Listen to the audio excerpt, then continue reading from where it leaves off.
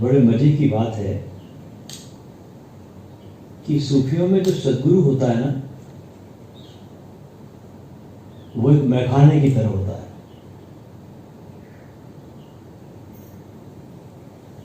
और शिष्य जो होता है वो खाली गिलास की तरह होता है। जहां शिष्य आता है अपने खाली गिलास को लेकर, और गुरु इनके दिल के खाली जाम को भरता रहता है।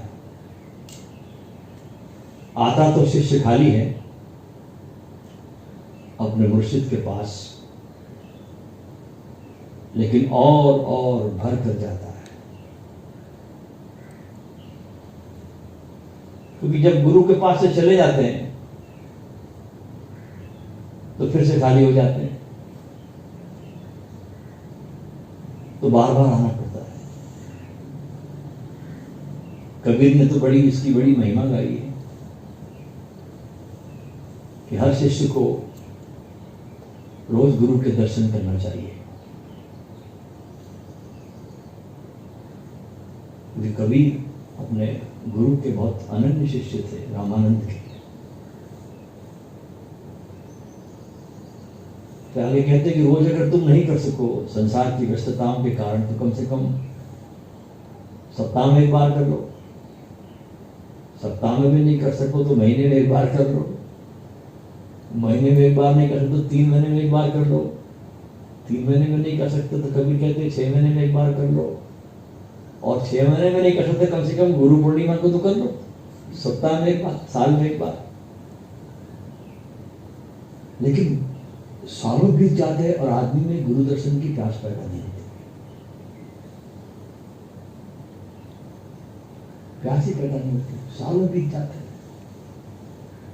ऐसे लोगों के जीवन में भी कुछ भी नहीं घटता। तो शिष्य आता तो गुरु के पास में बिल्कुल खाली जाम की तरह, लेकिन भर के जाता है लबालब। लेकिन सूफी कहते हैं ऐसा कब तक चलेगा कि तुम आओगे जाओगे आओगे जाओगे, तुम खुद एक मैखाना क्यों नहीं बन जाते? क्योंकि बाहर का गुरु तब तक जरूरी है जब तक आपके भीतर बैठा हुआ गुरु जागृत न हो जाए। और असली सदगुरु तो वही है जो तुम्हारे भीतर मौजूद है। लेकिन उस अंदर के सदगुरु जो बैठा है तुम्हारे भीतर, उस गुरु के तत्व को जगाने के लिए, उस अंदर बैठे गुरु को बाहर प्रकट कर देने के लिए प्रारंभिक तौर पर बाहरी गुरु की जरूरत पड़ती है।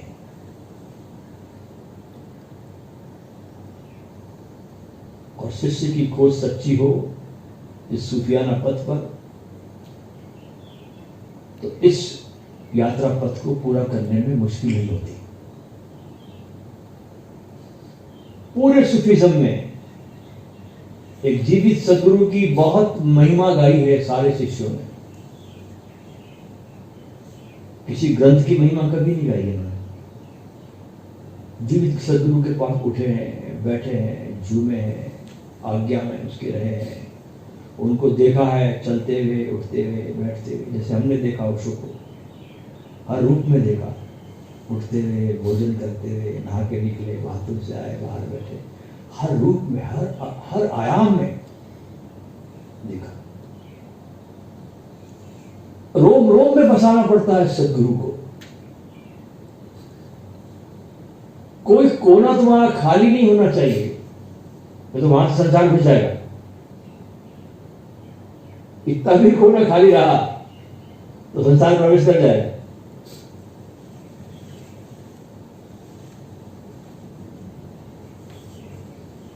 किताब को नहीं मानते, वहां तो सदगुरु के नहीं मानते। एक बार किसी सदगुरु सूफी को पूछा गया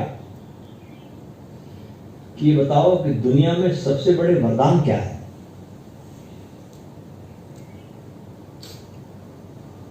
तो उस गुरु ने 3 वरदानों की बातें की जो हम सबके काम किए, क्योंकि हम इस यात्रा पथ पर निकले हैं सत्य की खोज में, अपने स्वयं की तलाश में। तो 3 वरदानों की बातें की उस सदगुरु ने। पहला वरदान बताया कि साधक में गुरु खोजने की प्यास पैदा हो जाए, जो अक्सर लोगों में नहीं होती। बहुत धरती पे अरबों खरबों लोग हैं, चंद मुट्ठी भर लोगों के जीवन में ये प्यास पैदा होती है, बाकी के जीवन में प्यास पैदा नहीं होती। कोई पशु के जीवन में ये प्यास पैदा नहीं होती। तो पहला वरदान बताया है कि तुम्हारे जीवन में एक सद्गुरु की खोज पैदा हो, एक प्यास पैदा हो। और दूसरा वरदान बताया है कि जब तुमने गुरु को खोज लिया, तुमको मिल गया, तुम जिसके पास रहकर तुम तरंगायित हो गए और जिसके पास रहकर तुमने पिघलना शुरू किया, तुमने खोना शुरू किया, तुमको उसके पास कुछ सुगंध आने लगी, कोई और लोग की खबर आने लगी, तुम अपने अस्तित्व को उसके अंदर सहजता से तुम प्रभावित करने लगे, तो दूसरा वरदान बताया कि गुरु के पास रहने की इच्छा का जागृत होना। पहला वरदान बताया सच्चे गुरु की प्यास पैदा हो खोजने की तुम्हारे भीतर। दूसरा बताया कि उसके सानिध्य में रहने की इच्छा जागृत होना, यानी गुरु का सानिध्य प्राप्त करना, जिसका अर्थ क्या हुआ कि गुरु के विचारों के नजदीक रहना, उनके हवा के साथ रहना, उनकी सांसों के साथ धड़कना, उनके आवामंडल में रहना, उनके आवामंडल में अपने को लीन करना। जिन तरंगों से, जिस परमात्मा की तरंगों से गुरु आनंदित रहता है, उन तरंगों के प्रति शिष्य ने ग्रहणशील होना। ये साथ रहने का मतलब। बहुत से शिष्य लोग गुरु के साथ रहते लेकिन कुछ नहीं पाते, बल्कि ज्यादा गुरु से दूर हो जाते हैं। अक्सर शारीरिक नजदीकियां और ज्यादा दूरी कर देती है आदमी को। तो क्या कहता सूफी कि जिन तरंगों से गुरु आनंदित हो रहा है, उन तरंगों के प्रति शिष्य को ग्रहणशील होना। और ये 3 वरदान अगर कोई शिष्य अपने जीवन में पूरा कर ले, तो 3 कदमों से सूफियों की उपासना पूरी हो जाती है। 3 कदम, ज्यादा की जरूरत नहीं। जैसे हम पुराणों में पढ़ते हैं कि भगवान वामन के 3 कदमों से राजा बलि धन्य हो गया था, कि वही बात है सूफियों की। कथा पुराणों में अलग ढंग से कही हुई। गुरु खोजने की प्यास उठे, ये पहला। गुरु के साथ रहने का अवसर मिले, ये दूसरा। और तीसरा सबसे बड़ा वरदान है कि उस गुरु के साथ अब समर्पण कर देना, कि अब यहां से कहीं जाना नहीं, पूरा का पूरा समर्पण। ध्यान रखना, समर्पण कभी आधा अधूरा नहीं होता। क्या आपने कहा 50% कर दिया, 50 बचाता हूं। जैसे एक आदमी या तो जिंदा होता है या मुर्दा होता है। ये तो नहीं कह सकते कि ये आधा मरा हुआ आधा जिंदा है। या तो आदमी मरा होता है, आधा। पूरा समर्पण, टोटल, 1% भी बचाना नहीं। जहां पूरा समर्पित हो गया, खो गया। जिस दिन शम्स तबरेज मौलाना रूमी के जीवन में आया, बहुत बड़ा आदमी था रूमी। हम तुम ध्यान कुछ भी नहीं, आप भी कुछ नहीं, इतने बड़े रूमी थे। 500 विश्वविद्यालय चलते थे उनके, वाइस चांसलर थे, बहुत इज्जत बख्शते थे लोग उनको, बड़ा सम्मान था जलालुद्दीन रूमी का, बड़े उच्च घराने से आते थे। लेकिन एक शम्स तबरेज, एक मस्ताना दीवाना फकीर, फटे हाल, बालों में तेल नहीं, बाल उलझे हुए,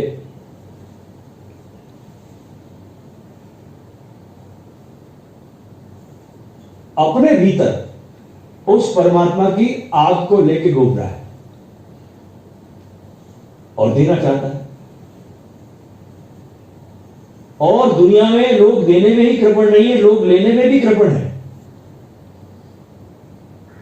ध्यान रखना।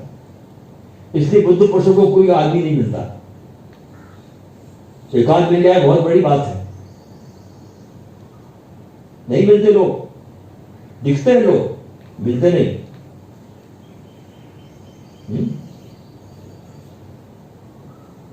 तबरेज क्या आया रूमी के जीवन में जैसे बाढ़ आ गई, तूफान आ गया। उसे सपने में कहा गया कि तू कोनिया जा, तबरेज को। आवाज आई, वो पूछता था अल्लाह से कि ये जो तुमने मुझे दिया मैं किसको सौंपू, मेरे जाने का समय आ गया। तो आवाज आई कि तू कोनिया जा, वहां तुझे एक आदमी मिलेगा। ये कोनिया आया जहां पर रूमी रहता था। बस पहली ही मुलाकात शम्स तबरेज की और रूमी तबरेज के हो गए। फिर टाला नहीं कि मैं आता हूं जरा घर के काम पूरे करके, आधे अधूरे जो पड़े हैं मेरे काम, इनको पहले पूरे करूंगा, पहले कुछ काम निपटाऊंगा। ये सब बहाने चालाकियां हमारी। जिस काम को हम नहीं करना चाहते उसमें चालाकियां लाते हैं। अच्छा, बड़े मजे की बात देखिए कि आदमी दुनिया के सारे अशुभ काम तुरंत करता है, शुभ काम देखेंगे टालता चला जाता है, टालता जाता है शुभ काम, और मौत आ जाती है, वो कभी मौका ही नहीं आता। रूमी ने एक क्षण को भी सोचा नहीं कि इतने मदरसों का क्या होगा, मेरी इज्जत का क्या होगा। ये फटे हाल आदमी जिसको लोग देखना भी पसंद नहीं करते, उसका हाथ पकड़ा और 40 दिन के लिए खो गया रेगिस्तान में। और वहां से जब रूमी लौटा अपने गुरु का सत्संग करके, एक दूसरा आदमी होकर लौटा। इसलिए कहते हैं कि गुरु के पास समर्पण आधा अधूरा नहीं होता, पूरा होता है। अच्छा, दूसरी बात, सूफी मत में एक बहुत बड़ी मजे की बात आपको बताऊं कि ये सडन इनलाइटनमेंट को मानते हैं, ये साधना को नहीं मानते। इसलिए इनके पास विधियां बहुत कम है, सूफी विधि ज्यादा नहीं है, क्योंकि इनका पूरा जो धर्म है पूरा गुरु के प्रेम पे आधारित धर्म है। ये सडन इनलाइटनमेंट को मानते ही हो। उसका मतलब क्या होता है इनलाइटनमेंट का, सडन का? जैसे कोई आदमी साधना कर रहा है वर्षों तक, तो 15-20 साल साधना करने के बाद वो एक स्थान पर एक दिन वहां पहुंचे। एक तरीका तो ये है, जैसे बुद्ध ने 6 साल साधना की, फिर एक दिन साधना सब छोड़ दी और समर्पित हो गए, तो वो पहुंच गए।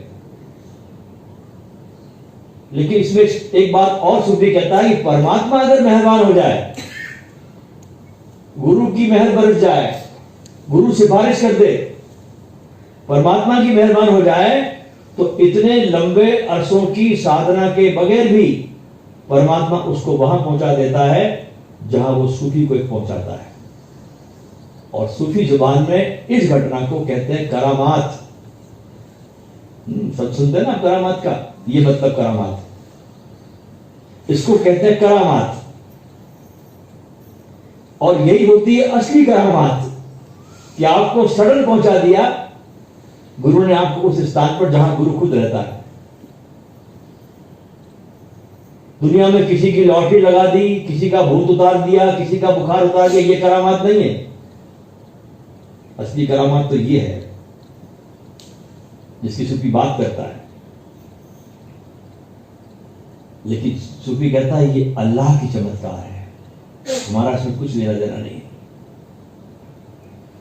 इसलिए सूफी जो मार्ग है ये बहुत रसीला, इश्क की चाशनी में जैसे कोई डूब जाता ना, ऐसा रसपूर्ण मार्ग है। क्योंकि प्रेम है ना, प्रेम आधारित है। और इसके पास बहुत थोड़ी सी विधियां हैं जो उन्होंने खोजी, रूमी ने खोजी, बाद में आने वाले बाकी बिल्ला एक और थे, उन्होंने खोजा। उसमें से विधि इनके पास है, उसको कहते हैं स्टॉप हो जाना। अचानक जीवन के झंझावात में अचानक रुक जाना। उस रुक जाने में तुमको अपना बोध आ जाता है, तुमको अपना ध्यान आ जाता है। इसी बात को, इसी ध्यान को गुरजीएफ ने सूफियों से लिया। उसने अपनी नृत्य की टोली बनाई,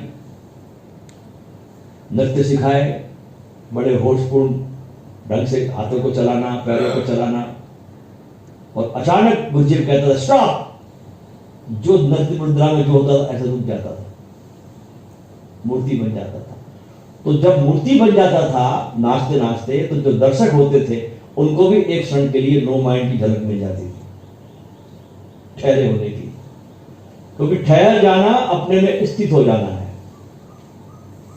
तो ठहरे होने का ध्यान, स्टॉप हो जाने का ध्यान, ये गुरजीएफ ने विकसित किया सूफियों के द्वारा, जिसमें आदमी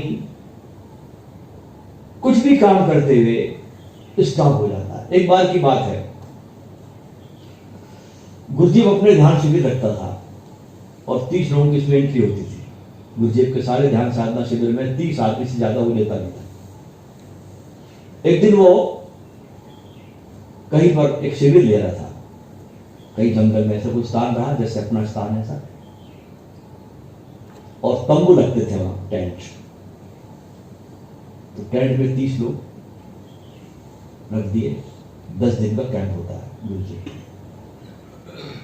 और साधना क्या होती थी सुनिए आप। 10 दिन तक क्या ध्यान होता था? एक ही ध्यान।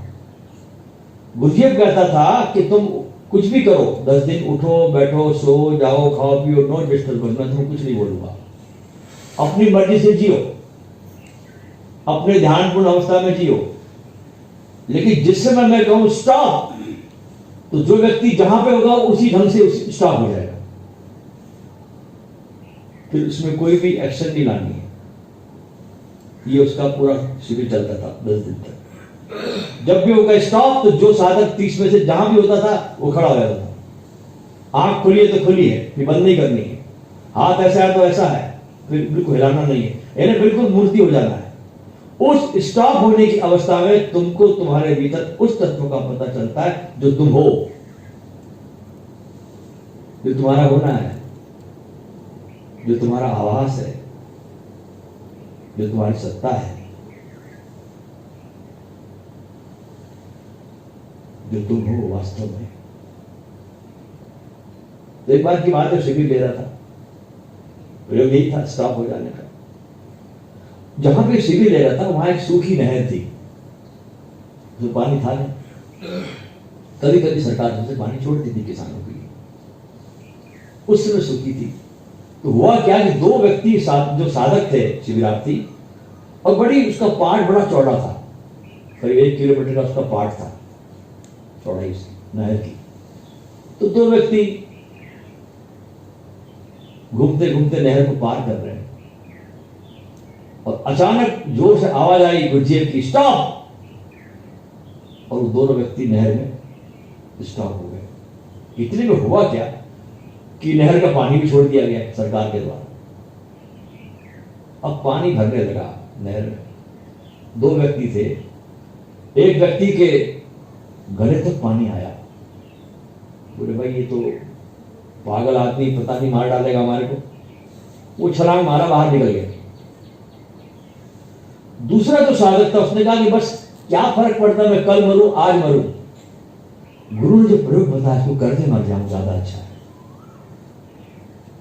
जब उसका नाक तक पानी ऊपर आने लगा तो भी रुका रहा वो। तो गुरजीएफ ने देखा, गुरजीएफ ने छलांग मारी, उसको पकड़ा, उसको बाहर निकाला, उसको बिठाया। बहुत देर तक दोनों शांत बैठे रहे। फिर से बोला, आंखों में आंखें डाली, कैसा लगा? जिस क्षण मैंने अपनी मृत्यु को स्वीकार कर लिया, मेरे अमृत के द्वार खुल गए। जब तक मृत्यु से भयभीत था, अमृत के द्वार नहीं खुलते। जैसे ही मैंने स्वीकार किया कि मरना ही है, उसी क्षण अमृत के द्वार खुल गए। तो ये ऐसा स्टॉप आपके भीतर आता है इस ध्यान में, जो मैं करवाऊंगा आपसे भी। जब मैं स्टॉप बोलूं आपसे, तो आपको पूरी तरीके से स्टॉप हो जाना है। सारी गतिविधि, सारी एक्टिविटीज, मन की, शरीर की, बिल्कुल एक मूर्ति की तरह आपको हो जाना है। और उस शरीर के ठहरी हुई स्थिति में, मन की उस ठहरी हुई स्थिति में, विचारों की उस ठहरी हुई स्थिति में आपका स्वरूप आपको दिखाई पड़ता है। आप अपने को देखेंगे पहली बार, और अपने को देखकर आप आश्चर्य से भर जाएंगे, कहेंगे आहा ये मैं हूं, ये हूं मैं। आपको दर्शन हो गया आपके अपने स्वयं। आत्मदर्शन कहा जाता है इसको। तो ये ध्यान बहुत अच्छा है, स्टॉप डांस मेडिटेशन। ये ध्यान गुरुजी ने बहुत करा है अपने शिविर में। बस एक ही प्रयोग होता था उसका, और कोई प्रयोग नहीं था सुबह के बाद इनके पास में, गुरुजी के पास में, स्टॉप। उसके द्वारा उसने कई लोगों के जीवन में रोशनी पैदा की। गुरुजी एक महानतम सदगुरु था, बहुत बड़ा, कठोर भी था, उसके कार्य करने के ढंग बड़े अजीब होते थे। एक बार शिविर लिया, उसमें एक महिला आई, तो उसके काम करने के ढंग बड़े गजब होते थे, बड़ा अच्छी बात नहीं था ये। 30 लोग आए, 2-3 महिलाएं भी आई। एक महिला बहुत सारे गहने पहन के आई, तो कहा कि सब गहने मुझे दे दो। दीदी गहने। जब वापस गई तो गुरुजी अपने जितने गहने उसने दिए थे उसे डबल उसको दे दिए और अपने पास में लाके दी। लौटी, गांव में खबर हो गई, गुरुजी तो सोने के गहने बांट रहा। तो एक बड़ी रईस महिला बहुत सारे गहने पहन के गई, तो लगा कि मैं इतने दूंगी तो और ज्यादा मिलेंगे। तो बहुत सारे गहने पहन के गई गुरुजी के पास में। अब गुरुजी तो गुरुजी थे, वो तो तुम्हारी मन की तरंगों को जान रहा है कि तुम आए किस लिए। तुम डबल गहने मांगने के लिए आए उसके पास में, तो गहने मांगे और उसने दिए नहीं, उसके गहने भी नहीं दिए उसने, हजम कर गया। तो गुरु को तुम धोखा नहीं दे सकते, वो तुम्हारी तरंगों को जानता है कि तुम किस भाव दशा से उसके सामने खड़े हो। तुम पूरे एक्सरे मशीन के सामने खड़े हो जाते हो, ख्याल रखना। टोटल तुम्हारे विचारों को पकड़ लेता है, वो तुम्हारी तरंगों को पकड़ लेता है, तुम्हारी साधनाओं को देख लेता है। इसलिए जीवित सदगुरु के साथ होना एक बहुत बड़ी उपलब्धि है। जो सदगुरु चले गए वे बहुत सुंदरतम माहौल तुम्हारे जीवन में पैदा कर सकते हैं। ध्यान रखना, वो एक माटी है, एक हवा है, अच्छी खुशबू है। जो गुरु चले गए, धरती पर नहीं है, जो धरती पर नहीं है, अभी देह में नहीं है, वो बहुत अच्छे लिए आपके लिए हवा बन सकते हैं, आपके लिए एक अच्छी माटी बन सकते हैं। उनको पढ़ के आपके अंदर एक जीवित सदगुरु की प्यास पैदा होती है, उनका उपयोग है। लेकिन वे आपकी मदद नहीं कर सकते। मदद आपका कोई भी जो उपलब्ध होगा वो करेगा, ध्यान रखना। और ये बड़ी चालाकी आदमी की। आदमी जीवित सदगुरु से बचने के लिए आदमी ने जो गए उनकी समाधियां बना ली और वहां उलझ गया आदमी, ताकि हम जीवित से बचे रहे। इसीलिए तो जीवित को मिलता नहीं आदमी, बहुत कम लोग उसके पास जुड़ पाते हैं उसके जीवित काल में। क्या आप सोचते हैं ओशो के पास बहुत लोग आए थे उस समय? आज जो संख्या दिखाई पड़ती लाखों में, उस समय नहीं थे। खुद उनके पास जो कोरेगांव पार्क में लोग रहते वो नहीं आते थे उनके पास, बगल में रहने वाले लोग, पड़ोस में। मैंने ओशो को 5 लोगों में लेक्चर देते सुना, 5। बताइए, ओशो के प्रवचन में 5 लोग मैंने सुना उनको। जीवित काल में कौन आता है? आप चले जाने के बाद मुरारी बाबू भी बोलता है, कुमार विश्वास भी बोलता है, सब बोलने लगे। ये सब अपना प्रचार करते लोग। ये तो तब भी थे जब ओशो थे, तब क्यों नहीं आए? तब तो आना था ना। तब आना उनके लिए सम्मान की बात नहीं थी, उनसे जुड़ना। अब उनसे जुड़ना सम्मान की बात हो गई। एक जीवित सदगुरु से जुड़ना कोई सम्मान की बात नहीं होती, क्योंकि लोग पहचान ही नहीं पाते उसको। क्योंकि तुम्हारा सारा संबंध पंडितों से होता है पूरा जीवन का, और सदगुरु आता है बिल्कुल अलग बात करता है पंडितों से। उसका बात ही करना अलग है, उसका अंदाजे बयान कुछ और है, तो तुम पहचान नहीं पाते उसको। फिर चला जाता है, फिर पूजा पाठ चलती है, फिर समाधियां बनती है, फिर पूजा होती है, ये होता है वो होता है, और फिर कुछ है नहीं। इसलिए रूमी ने बड़ा गजब का सूत्र लिखा है अपने मजार पर। अगर आप जाओगे कभी कोनिया, तो रूमी ने क्या लिखवाया कि मेरे चाहने वाले जो मुझे यहां खोज रहे हैं इस मजार में, मैं यहां नहीं हूं, मैं वहां रहता हूं। जो लोग मुझे दिल से प्रेम करते हैं उनमें खोजो। जो मुझे प्रेम करता है उनके दिलों में मुझे खोजना, मैं वहां पर रहता हूं।